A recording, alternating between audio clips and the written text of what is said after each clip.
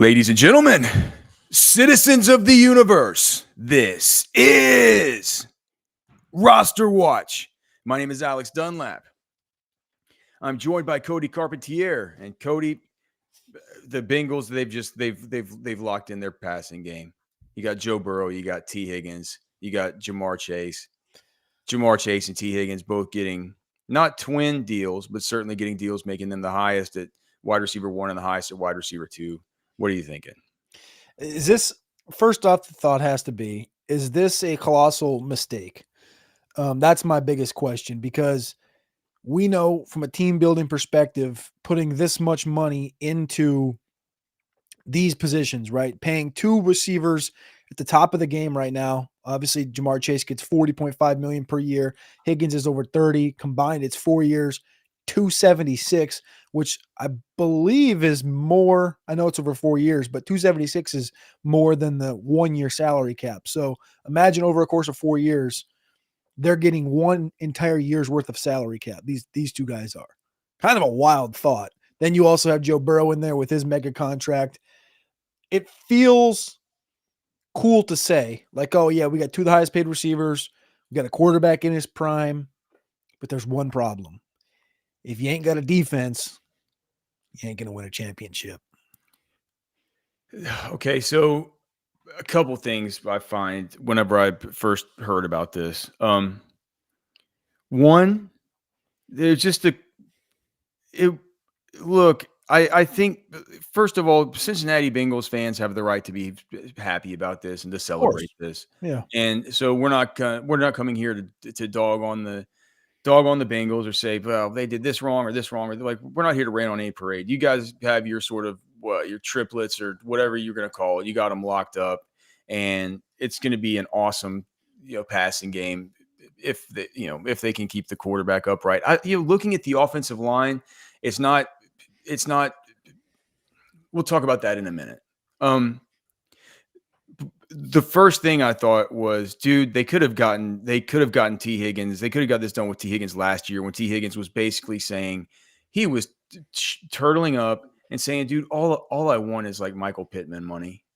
He said, I want one of these contracts like Michael Pittman got. I'm not trying to shoot the moon here. Well, I know that Jamar is going to have to get paid. That's what his agent was saying.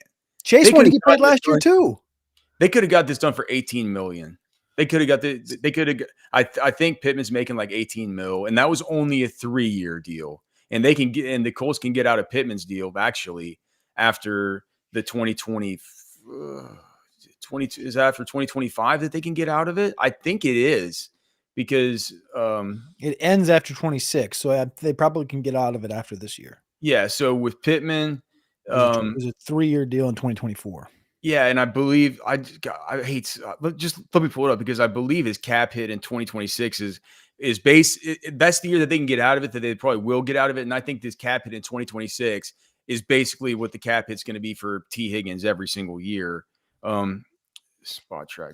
That's where they brutally failed, though, is that they could have paid Higgins a year ago, paid him the Pittman money, and Chase just needed to be the highest paid receiver. He could have gotten, the Justin Jefferson deal last fall. That's $20 million they missed out on because they kicked the can. All of a sudden, Myles Garrett resets the highest non-paid quarterback thing, and guess what? The deal ended up being $500,000 more. It's just dumb.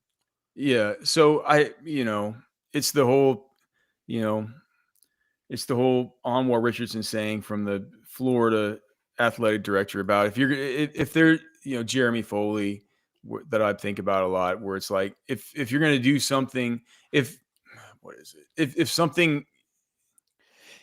going to do something, if something's inevitable, or if it's inevitable that you're going to do something, you should just do it immediately. Yeah. Like I think it was like, if it's always been inevitable that you're going to have these two guys come back, you should have done it immediately. I'm not sure it was always inevitable with the T. Higgins thing. I think it probably took some real soul searching from them after the franchise tag and all the rest of it to say like, oh, well, actually, we're gonna keep moving on with this in good faith as far as T. Higgins and keeping him together with Jamar Chase.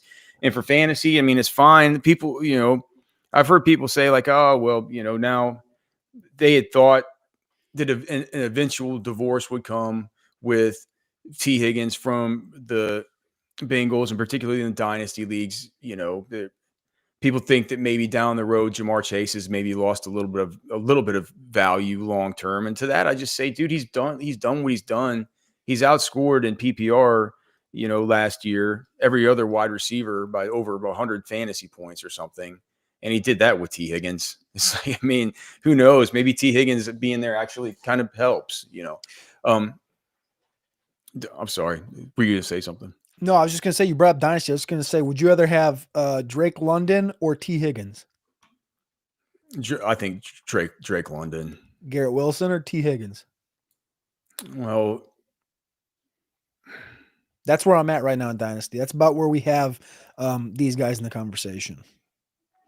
Higgins is 26, Wilson's 25, London's 24. I mean, I like Garrett. If I was starting in my own NFL team, I think I would choose Garrett Wilson. If we're talking about it starts getting hard, man. It starts getting hard right about there. The other thing that I had to do a bunch of training with our friend Grok on this earlier, but I finally got him up to date with some of these new signings and some of the new things that have happened around the league, and had him rank the combined quarterback and top two wide receivers as far as their cap hit percentage. Ooh, okay, this will be interesting. Okay, so the Cincinnati Bengals obviously are now in first place as far as this is concerned. 2025, 43.95% of their cap is going to these three players. Out of curiosity, who do you think the top three are? Bengals, who else? Hate to put you on the spot. Can you rephrase the question?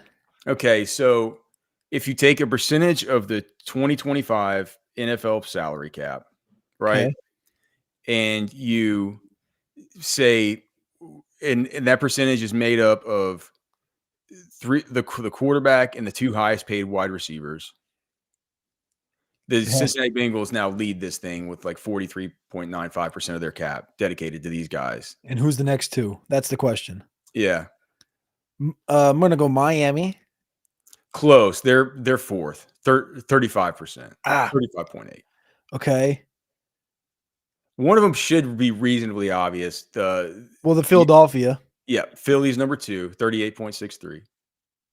And the third isn't. Third's not obvious? Yeah. And the third might not exactly be right because I'm not sure I'm not technically. Let me just make sure. I feel like I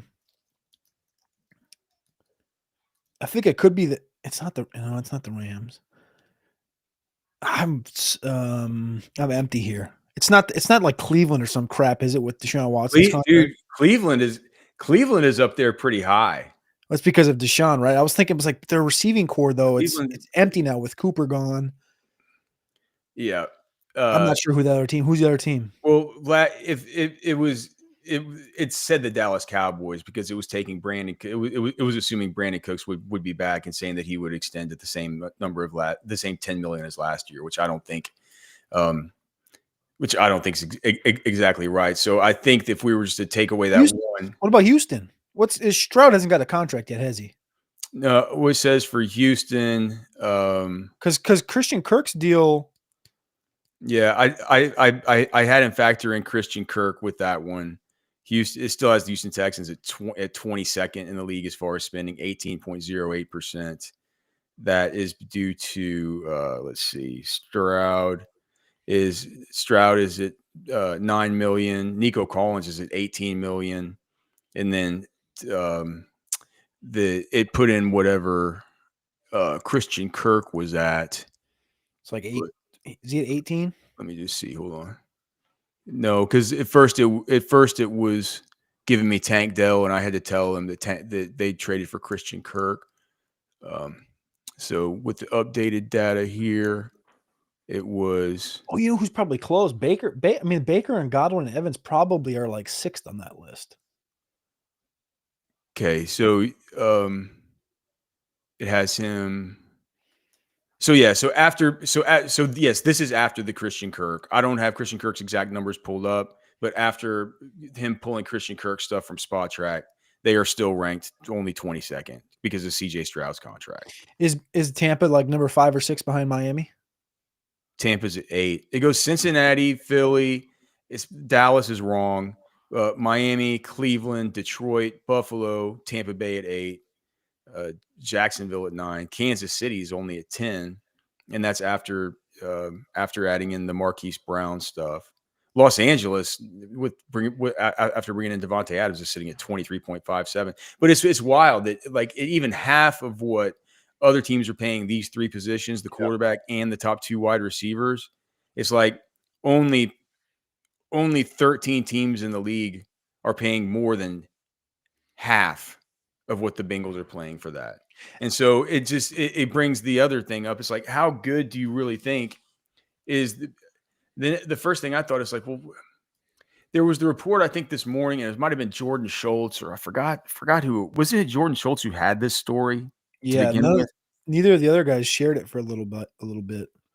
And he was saying that, in making this move, they're really like the plan organizationally is like we really need to build around some, we need to do a good job with building around some players on rookie contracts and drafting well and stuff. And it got me thinking. I'm like, well, who have they really drafted lately that you look at him and you say, well, that's a good guy to build around. I mean, I think about Chase Brown. Where are you right now on Amarius Mims? Well, Because he was a project to begin with. I think yeah, he was hurt last year though. yeah, He only had 9 starts in college at Georgia, and then that was the big thing was like, we had 9 starts. Yeah, but he was at Georgia every day practicing against the Georgia guys. That was his big sell point that Kirby made last year. And he was picked 18th overall. I think he missed like a good memory could precede me, but I think he missed a good portion of last year, if not most of it. All right. So, I mean, I besides, think you have to look at that as like a Amarius Mims. You have to look at him and you have to stretch that as far as you can and make him your starter. You just have to at this stage. they have Amarius Mims who projects. So, okay. Amarius Mims, it looks like, yeah, he had an ankle injury. He had a hand. Does it show how many games he played? It had to be like 10. I don't have it pulled up on PFF or anything right now. I'm just kind of looking at, like, I just Googled Amarius Mims injury. It's like a couple of these things popped up. He clearly missed some time.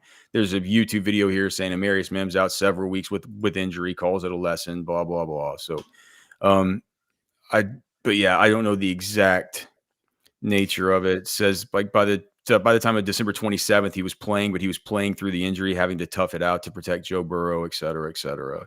So you're right in generally remembering that he was banged up through last season, but I don't know the exact number of games missed. Nonetheless, the answer to your question though is like those are the type of guys. Him, Chase Brown. I mean, they're going to who have else? to draft a running back in this class. I mean, you have to believe that. Has Joseph Osai by now been a hit? I mean, I can't really say so as much as I would love to. I think he's in line to start now that they let Hendrickson walk. That or not Hendrickson. Yeah, Hendrickson, right? Well, Hendrickson wants a deal. there's still discussion about what's going to happen with Hendrickson. Yeah. He's still on the roster, right? Yeah, yeah. Who's the one that's not on the roster? Hubbard. I get those two guys mixed up literally every day. Hubbard's not on the team, so that opened the door for Joseph Osai. So it's Osai and that's Hendrickson. I think they drafted Miles Murphy from Clemson, who I like, the defensive tackle. I think they drafted like a dude from Michigan last year, D tackle. The back end though, like I think they spent a lot of draft capital on the last 3 years. Yeah, remember they drafted Dax Hill. Last year the D tackle. Was that McKinley Jackson? No, that's from Texas A&M. He's from Texas A&M. Let me look. That was the third rounder from last year. Chris Jenkins. Chris Jenkins Jr. Yep. Jenkins. Okay. Well, I mean, so they're gonna this defense. Do you think it's the defense for the Bengals, or do you think it's the offensive line? Like, how are they going to attack this draft now? If they're telling us that they're trying to add dudes who are going to be on these cheaper contracts just to be able to manage this situation, just pay, this top heavy situation with these top 3 dudes. I believe that they in the first 3 rounds, they just have their regular old picks. Yeah. So they pick at 17, they pick at 49, they pick at 81. In round 4, they just have their picks are just their picks. They don't don't have a 7th rounder, but they just have all of their picks rounds 1 through 6. They have 6 picks in this draft. Not a lot, not enough. I mean, for a team like this, with the money expended in the direction they have, the thing is they drafted D tackles last year, which from a philosophy standpoint, round 2 and round 3, this would have been the year I wanted to draft defensive tackles in round 2 and 3. I think the defensive line room overall is workable. Logan Wilson's a top linebacker. Jermaine Pratt's a good enough number 2. They spent enough draft capital on the back end. Dax Hill, DJ Turner, speed a burner from Michigan. Geno Stone came over from free agency. Cam Taylor-Britt's respectable. The defense is like, the names and the talent's fine. But man, they gave up like 32 points a game last year. And the offensive line's always been like the big question with Cincinnati, right? It's like, can you protect Burrow? Orlando Brown. My thing is if you've made this big an investment in this in the passing game, you got to keep him upright. 100%. It's like, otherwise, what are you even doing? So it's like you almost got to protect that. You got to play like last dude with the ball. Like Joe Burrow has to be the last dude touching the ball every game, and you have to protect him so we can get the ball down the field. Like that's the MO of how they're going to play right now until they can get this defense, like until they can nail a draft or 2 in a row. And they're acting like the window's open, which the window's open. It's always, with a quarterback like Burrow, the Super Bowl window's always open. And it just seems like such a razor tight like line you have to stay on building a team the way that they're building this. Like if I'm the GM, I'm not paying T. Higgins, period. Like there's just not a number, unless I do it last year and I can get him at that Pittman number, somewhere around the 18, 20, 22 maybe. Like I'm just not giving him this when I have the number 1 receiver in football or number 2 receiver in football, however you want to look at him and Jefferson. They must hate Jermaine Burton, man. Like they what did he say at the combine? Basically, like, we love Jermaine, but Jermaine has to make his decisions and get himself ready to play football. Like the guys that were goo goo gaga over with Yosef Vosh and Charlie Jones. We love him, but we hate him. It's like, yeah, it's like, he's gonna, classic. But that's the I think from a philosophy standpoint, you just have to spend that money, that T. Higgins money, on Hendrickson. You have to spend it on the guy that led the football in sacks last year. Like, you have to have something on defense as a leader. You paid Burrow, you paid your receiver. All right. Now let's wait. Maybe we draft a receiver in this class. Maybe we play Yosevach, we play Jones, we try to find something here. And you know what? If it doesn't work the first 4 weeks, there's this thing called the trade deadline. And then you have next year's draft picks that you can move for a receiver at the deadline. If the Rams start out flat and Devontae all of a sudden becomes available, stuff like this, right? That you never foresee coming, but comes available week 4, 5, 6, 7. And that would be my train of thought at the receiver position, rather than just being like, yeah, let's go pay T. Higgins, where it's like you're paying him. Whose contract is he behind? He's right now, he's number 7 overall in contract value at wide receiver, squished between Brandon Ayuk and DJ Moore. Ayuk, number 1 on his team, DJ Moore, number 1 on his team, right? He's the 7th highest paid in overall contract value overall at wide receiver. It's literally Chase, Jefferson, Lamb, Metcalf, Amon-Ra St. Brown, Brandon Ayuk, T. Higgins. And I'm not discrediting T. Higgins in any way, shape, or form. He could probably walk out of the market tomorrow and get paid that same exact contract, if not the 120 that Brandon Ayuk got, because he'd be the number 1 for whatever team he'd go to, whether it's, the Titans or the Panthers, whatever it is, he would have gotten that 120. I just, from a team building standpoint, still cannot and will not be able to wrap my head around it, because, again, you got to play defense, man. That's a lot of money that you can throw at your edge rusher, and trying to get that fourth quarter pass rush to win you those games, or to get you a cornerback or something on defense that can lead you, and so everything doesn't become so tight and so compressed in the draft when you only have 6 picks. Do you think Will Johnson from Michigan is going to slide in this draft, or will the draft be a flat circle, and when we come back, somebody's going to draft him super early? I kind of feel and this is going to come back to the Bengals, but I want to make sure that my question even makes sense. Is there a chance that Will Johnson could be there at 17? I think that there is, strictly because of the non-testing thing.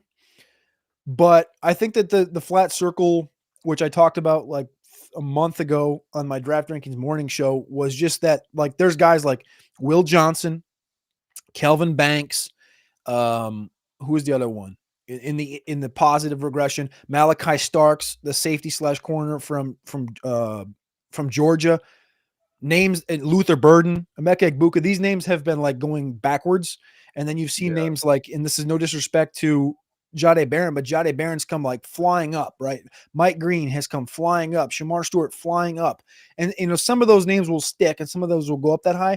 But like I said, like the Kelvin Banks, the Malachi Starks, the Will Johnson, I would buy all the dip on those guys. I don't think those guys are going to fall nearly as far as the consensus does. Okay, so let's just say that Will Johnson was available at 17. Okay, which is probably a little tight, but I get it. But for the sake of just, this is more of a conceptual thing. Okay, so, and it doesn't even have to be him. It's like, if you look at what the Bengals have done, they've been drafting like the last, say, 2020 Wolverines after Wolverines after Wolverines. Yeah, but they've also been trying to take these DBs in the 3rd and 4th rounds and stuff the last 2 years.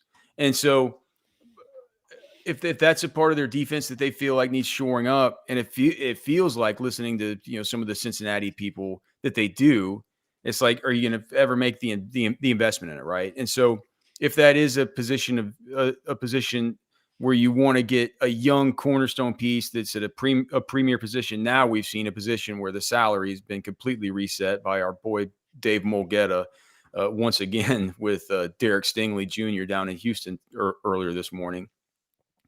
Premier position, outside corner, Will Johnson at the beginning of the season was thought about the cinch cornerback 1 in this class. If somebody like that falls, right, could you even consider like a Gray Zabel or somebody like that over that kind of player, just because of what we talked about earlier? Yeah, and so we should say, for the strictly fantasy audience, Will Johnson's a cornerback out of Michigan that people thought coming into this season was the lock to be the cornerback 1. He was a little bit injured through this year. Michigan wasn't as good as everybody thought. Yada yada yada. His stock slipped a little bit. Okay. When we say that the draft's a flat circle, though, what Cody and I mean by that is, like, the stuff you think at the very beginning of draft season usually comes right back around to the end, and it's kind of the same. It's probably going to be like that with Shadur Sanders. Yep. Right. It's like you're hearing all this stuff about him now, like, teams don't like him. There's this giant chasm between him and Cam Ward. He could fall a lot farther than you would thought, and he could, right? Or he could go in the top 5 and just be the second quarterback taken, like everybody thought all along, which is probably going to happen. If the draft is a flat circle with Will Johnson, he won't be available there at 17. But if he was, what would you do? Would you take one of these, would you take a guy like Zabel, who is just going to be a lock to be an instant starter for you at guard? And just say, like, man, we can start to maybe build it. We can start getting more out of Amarius Mims. We got a Gray Zabel, or that type of player. You can insert a player that you maybe like more, that you think is going to go there. Like, I've always thought Zabel's probably going to go around 20. So that's the guy that I kind of thought of. But it could be anybody outside of it. Could be any of these. It could be the Ohio State kid, Simmons. He might fall. Do you think he'll fall? He's coming off ACL. I don't know. I'm kind of in the air with the Simmons situation. I think if he was healthy, he would have been a little bit higher, and I think that there'll be some teams that overlook that if the if the medicals came back good, they'll still draft him as high. So Let's just say Zabel, Simmons, this type of player, a dude that you could figure could be a rock for you on the offensive line, but right? Or would you address defense? Because I would say the fact that you've done this, I would say add strength to strength and say like we giving Burrow the weapons, like we're obviously going to run through this passing game. We need to make sure he's upright. Just get the offensive line right. yeah, I get it. I think I would probably bypass the corner thing. I like Will Johnson, but I think I might bypass that in favor of the trenches just because of the trench depth of this class. I think Zabel gives you that 5-tool ability where, like we've seen year after year, one thing that drags the Bengals down is the injuries on the offensive line. And Orlando Brown, I know he's been in the league for a decade and he's a massive human being. And Amarius Mims is a second-year guy that's been banged up and he's rather unproven. And Cody Ford's been in for a decade. He's playing right guard. And it's like Zabel's a guy that can play all five if you need him to, right? He can move around and do different things. So I think Zabel's a good call there. I also have like the question, and they've had Hendrickson and Hubbard the last couple of years. That's been their duo, and now Hubbard's gone, and they're trying to get Hendrickson back. Why in a class like this, if you see like this is what I did in the last mock, and this is the only reason I'm bringing it up, because I think both the guys you brought to the table are very good players and fit exactly what we're talking about here from a roster building standpoint. But what about like a Shamar Stewart, some type of like, alien edge rusher that you can put on the opposite side of Hendrickson for a year, and potentially he can become the thing that allows you to move on from Hendrickson, right? And continue to build that defense and not have to pay another big contract, or I know they're trying to, but I don't think they're going to be able to pay him, but kind of at a more high value position where they've spent a lot of capital in the draft on corners the last couple of years. And they drafted an offensive lineman last year. And I don't think their offensive line is in as bad a shape where you kind of have to take that Zabel pick. Whereas, like, I think edge, I know Joseph Osai's there and Hendrickson's there. I think that's a little more volatile, though, that edge room. Yeah, look, it's a premier position. It's along the lines. I just don't like. If I were that owner, I'd just be like, dude, make sure the offensive line's good. We made this giant investment in this 100%. one part of the scheme. So 100%. we'll see what they do. I can see. I don't think Shamar Stewart falls to 17 anyway. Hey, just what we're talking about, just draft order and stuff like that. Can we just talk about before we get to more of the news? Just something I was thinking about when I was sitting in a ground blind all weekend trying to hunt for critters, and how weird and diabolical my mind is I'm just thinking about what the Patriots do it for. I'm not even a Patriots fan. I shouldn't even really care. But it's just, if they're going to go offensive line, and it's really not just, it's also a discussion about, it's just discussion about just like the top three. It's the discussion about the top three guys, right? And if they're going offensive line,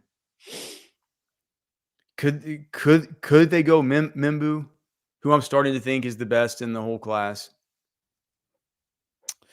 I mean, I don't think it's out of the question, but I don't think that's the direction they'll go, just given kind of what was spoken about Morgan Moses, who was brought in there to play right tackle. Elliot Wolf said last week, Morgan Moses has been a right tackle since the moment he was drafted. He'll be a right tackle. Like, that's just what he plays. I know they signed him on just a 1-year deal, so it's like, all right, well, if Membu's there, right? But here's the thing. They pick at 4, and nobody in front of them is going to take a tackle. So they kind of just had their choice. And you'd have thought if Membu was their pick, they probably don't go out and sign a pure right tackle when Membu is a pure right tackle. That's kind of where my train of thought goes. So when I went through my mock on Friday, for me, it was like, well, Travis Hunter's here. Travis Hunter makes the most sense given the contract to Carlton Davis, given these different, and the contract to Milton Williams to play defensive line. Carlton Davis is a cornerback formerly of Tampa, and I think he was in Detroit for 1 year. Both guys got good contracts, respectable enough to where you're like, all right, they maybe don't press that button that early. No. Travis Hunter, or to me, tackle. You bring up Membu, right tackle. Again, that's where I X that out. My brain goes, okay, well, this is purely a Travis Hunter play, or the draft is the flat circle and Kelvin Banks comes right back around to play left tackle here, because a lot of people continue to beat this Will Campbell drum. Will Campbell, left tackle or left guard. He played left tackle at LSU. Short arms, historically short arms, sub 33 inches. Everything's smaller with him. Whereas Banks, he's got the third longest wingspan in the draft class at offensive line. After all people could talk about all season is how short you would think this guy has T-Rex arms. He comes in and he's got what you said, the third biggest. It's just third him biggest and him. wingspan, yeah. Yeah. And it's like, and the thing is with the Banks and the Campbell conversation was they both came into the cycle, which would be considered, I guess, last August as the consensus top 2 tackles. Now, Membu had a great season. I get it. He's a right tackle, road grader, things of that nature. But Banks and Campbell have been the top 2 dogs. And then right the last 2 months, it's been like, well, they're both going to have super short arms. They're both going to play guard. And then we talked to Kelvin Banks, and Banks is like, yeah, I've talked to like 19 teams and only 6 have talked about playing guard. Even mentioned it, right? And everybody in the media is pushing the Will Campbell narrative. Personally, with the New England Patriots, I'm down to 2 guys. When we get that, if Mike Mann does the cheat sheet for the draft, I think there'll be 2 names on that list. In reality, like there might be Mason Graham might be on that list because if they need D tackle, but I think in reality that it should be Travis Hunter or Kelvin Banks. That's where I'm at with the New England Patriots. I 100% agree with you that Membu would fit the mold, fit the system, fit the need. But the Morgan Moses move, which again, we're talking about like a 36-year-old, 37-year-old right tackle, but they paid him to come play right tackle. Well, I have 2 questions. 4th overall with nobody in front of him that's going to take a tackle. So, we talked about Will Campbell. He's he was widely considered kind of the offensive tackle 1 coming into the process. He's out of LSU, but the short arm allegations against him actually did come to fruition. I believe only one, is it Luke Goedke, is the only starting offensive tackle in the league right now that has arms as short as as Will Campbell. And so there's 1 out of 64 who can do it, but it's not a lot. And it's one of those things that really does kind of start to concern you the same way that it's like Luther Burden having 8.5-inch hands. It's like at a certain point, it's got to become, it's got to be more than a talking point. It actually becomes an actual kind of concern for you, right? As far as these measurables.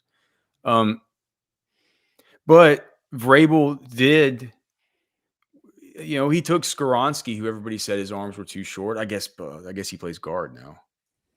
And then the other thing is how do you think how far can Will Campbell possibly slide? And do you just don't think Membu can just play left? His feet are really good. I would lean on your expertise for that. Like I can evaluate him for what I can evaluate him for, but if you cross positionally, right tackle to left tackle to right, like I would lean on a guy like you or Brandon Thorne for that information. Well, I mean, some people say it's really hard. Some people say it's super hard, and then some people say it's just like, it's like try wiping with your other hand. It feels a little weird at first, but if you do it every day, you probably get used to it. He doesn't look. He looks like a really good right tackle. I love watching him play. I would love to keep him at right tackle, but the Titans. I guess Vrabel wasn't there, but the Titans took J.C. Latham, and he played right in college. And it's like we've seen teams take guys that played right in college and put them over at left. I guess they're moving Latham back to right though this year. Let's see. You have some news coming in for more from Jordan Schultz, who I guess is not busy fighting with Ian Rappaport in Starbucks right now. Jordan Schultz, Arizona wide receiver and projected top pick. Ted McMillan has pro day today where scouts and attendance clocked him at a 4.4840. What do we have him projected for 4? I mean, we're going to manually adjust that, right, to 4.53. Yep. If that number sticks, where do we have him projected? 4.52. We're good at this, man. We're good at this. First thoughts though, because Ted hadn't tested at the combine, and then this came out 7 minutes ago. So first thoughts as far as the tech conversation goes into these wide receivers. We don't have to jump all the way into the wide receiver conversation, but just came out, so might as well react to it. What's kind of your first thoughts when you see that number? Right there at 4.5. I mean, it's to me, it's fast enough, right? Yes, what he looks like. That's what he looks like. I mean, we're just like, Ted McMillan. What? So 6'4", 219. Flat Stanley. Flat Stanley. What does that mean? That's what I called him at the combine because I go up and look at him. He's kind of got like a big wide surface area, kind of like a running back that runs upright, right? Yeah. His chest is really wide shoulders. Yeah, less of right. He's got the Drake London stuff, but like you and I said, man, there it's like not quite Mike Evans. Whenever you get him next to him, he's like he feels less like a London and more like a Christian Watson.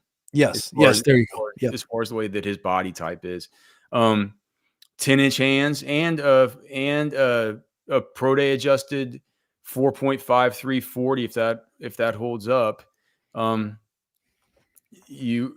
We have this. I wanted to talk to you about this. Maybe we could just kind of talk about do you have anything on Ted? You've been lower on him than consensus. I have him as my kind of a 1A or 1B type of guy. I think I'm sticking with Matthew Golden as my wide receiver 1 at this point. I mean, I still think he's a first round receiver. I just don't see everyone's pushed. I mean, there's still today or in the last couple of days been conversations about Tet being that fourth or fifth overall pick to the Patriots or to the Jags, which I think is rather cockamamie. Like, I think if a team like either one of those teams spends that draft capital on Tet McMillan, it's a mistake. I don't think he's to the level of T. Higgins as a prospect. I don't think he's to the level of T. Higgins as a player. T. Higgins just got paid the seventh most money at wide receiver, the highest paid number 2 in the league. I don't think he's a true number 1. Like, I think a lot of people, I've had this conversation with Nate Liss a ton. It's like you go somewhere else. If Higgins goes somewhere else, he's the number 1, but he's not a dynamo number 1. Like, he doesn't control a game like a Jamar Chase does on a week in and week out basis, or Justin Jefferson does on a week in and week out basis. And a lot of people kick back on me and they're like, "Oh, you're so wrong." And I'm just like, it's the type of player he is. He's not, he's not this game breaking Chaser Jefferson. He's not a PPR monster who's going to just control and get targeted a billion times like, the Wes Welkers, Puka Nakuas, Cooper Kupps. He's not a Randy Moss type. He's not a Kelvin Johnson type. He's just not any of that, which is what I look for in an alpha, right? An outside wide receiver. I think he's a really good number 2. I'm not spending that draft capital, 4th or 5th overall, on a Tet McMillan. I'm not spending it on any of these guys in this class other than Travis Hunter. I think Tet belongs in the first round, but he's not a, push your chips into the middle and do it. There's a couple other guys in this class. I just prefer their archetype, body type, abilities, talents, hands, different things like that. All right. So we're going to, soon at Roster Watch, we're going to be releasing our staff rookie rankings that have linked all of our profiles and stuff as we kind of, as we're trying to give you guys more access to this, and as we're actually getting our rankings a little bit better formulated. If Trashman will ever put his in, geez. But clearly as we do the profiles, these things change a little bit as we kind of learn more about them and stuff. But I mean, as of now, we've been to the combine, we've been to all the bowl games. We have the pro days coming up. There's only a couple pieces of these profiles left that we really need to get to. For me, it's just like, with some of the running backs, I really just need to grind through a little bit more of the film on them just to make sure that I'm exactly right about some of these guys. We had the Travion Quinshawn discussion on one of the days last week. By the way, we're here every day now, noon Central Time, 1 p.m. Eastern. So make sure and continue to tune in. And if you guys could, please remember to like the show and subscribe to the channel. It really does. I know it's just clicking a button or leaving a comment or something like that. It takes you guys 2 seconds. But the amount that it helps us is like in no way commiserate with that. It's like your one little click helps us a 1 million X what you would think. It's like the algorithm really, really cares about that. So please like the show, subscribe to the channel, and that will be what allows us to continue doing this every single day and hanging out with you guys. Thanks so much to everybody for being here in the chat as well. Kip C, Terminal Sarcasm, Jamie Parag, Harry Snowman, all you guys, man. Thank you all so much for being here. So we'll be putting out the sheet here sooner or later, and when we do, I'm gonna have to go through and update all the prospect profiles too, because Cody puts all of his grades in there, and now I got to go and edit them because a lot of these grades have changed. Let's just go into some of these. Luther Burden, you had him starting out. You had a comp of Terry McLaurin, and you had a top 10 grade on Luther Burden. I'm sure that's changed. Yeah. Well, with the results that came back as far as the hand size and the testing, he gets bumped down a little bit, and I haven't plugged everything back in. So if I plug it back in, it drops him from a 6.65 to a 6.59, and that drops him out of the top 10 conversation down to just a likely first round conversation. So more of a boom bust prospect. So it bumps him out of the top 10 conversation. And the other player I had as a top 10 was who else was the other one? Travis Hunter, who stays as a top 10 pick. Like that's just Travis. To me, Travis Hunter, the two guys I had as top 10 picks was Burden and him. I love the archetype of Burden. I've talked about it on multiple shows. It fits the Jamar Chase, the DJ Moore, the Stephon Diggs, Jefferson, all these different things that I love and I look for in an alpha receiver, especially for fantasy football and PPR. And Burden just comes in and he kind of neutered himself with the small hands. He could have, at least done some band work and stretched them things out. But a little underwhelming. And so he bumps down just a touch, but it's still a first round pick for me. And there's people that don't think he'll go in the first round, which I think is wrong. Well, do you think at this point Emeka Egbuka still goes in the first round? I do. I still think Emeka Egbuka does. I know we're still waiting on testing for him. He's going to have his pro day next Tuesday, the 25th. So we'll see what happens there. But I still think Emeka Egbuka to this day is a first round pick. You originally, before this whole process started, you had Matthew Golden with a second round draft grade. I'm guessing you bumped that up to first. Yeah, well, that's the thing is, if I update the athleticism, he goes from a 6.58 to a 6.64, which 6.58 takes him out of that range into a 6.64, which brings him up closer to that top 10 overall pick. So he kind of swaps with Luther Burden. And I'll be honest with you, like the film analysis on Golden that I did was pre-playoff. So that was, of course, when he blew up, was during the playoffs. And, we watched. He started kind of blowing up a little bit before the playoffs. Yeah. Again, 100%. But I also think I had I try not to have like an inherent bias on some guys. And he's one that's tough. Like any guy from Texas or somebody that I've watched close throughout the entire year. And when I say inherent bias, it's not because I have a favoritism or anything. It's because Alex and I do a show for Orange Bloods and we cover Texas and watch Texas every single week, much more closer than we do these other guys throughout the entire season. So there's just some natural, I've used to seeing this guy play, blah, blah, blah. You have to kind of pull back a little bit. And so that's where I was. I thought, remember at that time we talked about it, I did the write-up on him and we came on here and we talked about it. And I think we both thought, God, that's a little high. It's a little high. And then he goes on that tear. Then he runs the 4.29. It's like, all right, well, this thing is completely erupted. I still can't believe he ran 4.29. Isn't that wild? Just completely erupted. And yeah. All right. So then just a couple others that I'm kind of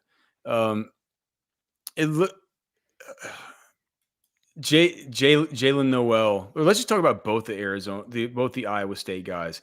You had both Jalen Noel and Jaden Higgins and this was prior to the Senior Bowl when these write-ups went up. Yeah. You had both these guys as fourth round projections. Yeah. So I'm just plugging in Noel's athleticism right now, which I'm behind on this. I haven't done all these yet, but I'm updating their athleticism but you also with Higgins, I think with Higgins, you also got to update just his I would update my just evaluation on both Higgins and Noel after seeing him there at the Senior Bowl. You know what I mean? I'll say this. So that's part of I'm going to have to go back and rewatch stuff and reanalyze because the way I grade these guys, just to kind of give a behind the curtain kind of type of view, I have a grade that's plugged in that goes through my little algorithm that's based on my eyes. But then I also have all these different things for route tempo, route leverage, release package, ball tracking, vertical threat, separation, yards after catch, blocking, all these different things plus testing. So it's kind of like that. That's how the number comes out and projects the round. But so I'm gonna have to play with that. What do you have Noel's number as far as route separation? Let's see here. Noel, I have for route separation as a 5.5 out of 8. Oh, dude, you got to get that up. It's like a 7 out of 10. 7. What is that? Like a 7.5 out of 10? I think he's a dirty separator, dude. I'd have that at least, dude. You got to have that at 6.5. That's bad to have it at 5.5. All right. Yeah, dude. I'll bump that up. Yeah, so that'll get him up maybe just a little smidge. So if I bump that up and I put his athleticism in, that bumps him up to a 6.24, which is late second. I could see that. I think that Noel is probably. I think Noel and Higgins are probably. You're going to have to bump them both up. I think because both are going day 2. Yeah. Okay, and then just a couple others I wanted to ask about. Jalen Royals needs to come down. Jalen Royals, yeah. He's not. Well, he's also been injured through this whole process, so I just really wonder what he really even is. Like we saw a lot of it on tape, but he's been banged up. Everything we've heard is he was banged up at the Senior Bowl, he's banged up at the Combine. He does well at the Combine. It's like I don't even know if I know really what he truly is, but I definitely had him graded a little high. It looks like you had Ricky White originally graded it from UNLV, graded as a 3rd rounder, and it's just like there's no way, right? No, I mean he's because he can't, dude. He came in and blazed a 4.61. You see the projection right next to him, right? Not that that's disqualifying, but it's not. This look at my projection for him. It was 4.45. It's not even close. Yeah, so I know. And this is a dude who, like, you even projected from a play style comp is like a Dante Pettis. I thought he was faster. I'm like, this guy. He kind of reminds me of Marcus Wheaton, and that's a bad comp. Yeah, you know what I mean. So that one's going to need to. That one's going to need to change too. But if I update just his speed, and I haven't went through and like I have all my like Shrine Bowl notes, Senior Bowl notes, which again I know those were in the past, but I have to still input those into the computer. They're all on paper. If I just input the athleticism update with Ricky White, it brings him down to a 6.05. 6.05's a 4th round pick. Are you taking Ricky White in the 4th round of the NFL draft? Yes. In this class with these receivers, I think about it. I mean, there's a bunch of these dudes I think that I would rather have over him. All right, and then the only other one, the final one, is just Savion Williams from TCU. It's like in kind of an enigmatic profile. It's hard to figure out exactly what you're going to get out of him. You had a 2nd round grade on him originally. The comps we had for him were just very similar kind of enigmatic players, and like Laviska Shenault, Cordero Patterson. What are you going to do? How are you going to play with them? How are you going to deploy them? What are you going to have them play? You know, he never shows up for the Senior Bowl, so we don't have any verified sort of eyeball test stuff on him. But we do have, I guess, the 4.48. 4.48 40. What does that put his speed score at? What's the percentile speed score there? It's got to be pretty high. Let's see here, it's at 96th percentile according to playerprofiler.com. Best comparable over there is Cedric Tillman. That's interesting. God, look at that headshot. looks like a poop emoji. Yeah, man. It's an interesting interesting hairstyle there for Savion. What do you think? Do you still think he goes 2nd round by some team saying, man, we're just too intrigued by this dude. He's too big. He's too fast. Yeah, man. I think with some of these guys that have the athletic profiles, especially like Savion Williams does, and I know he's a bit tall, listed 6'4". I think that's what he came in at for the combine was 6'03", 228. I know that there's this cross-positional thing where you think of like Antonio Gibson, Cordero Patterson. I think if the right coach drafts him for fantasy football purposes, he can have a sick value for us. right now I'm kind of a toss-up in the fantasy football circles, but in the NFL, I just want the athlete, man. And Savion Williams is one of the best athletes in the class from a pound-for-pound perspective. So I love me some Savion Williams, regardless of the position. This is Anthony Richardson, and you're listening to RosterWatch. This is AJ Brown, and you're listening to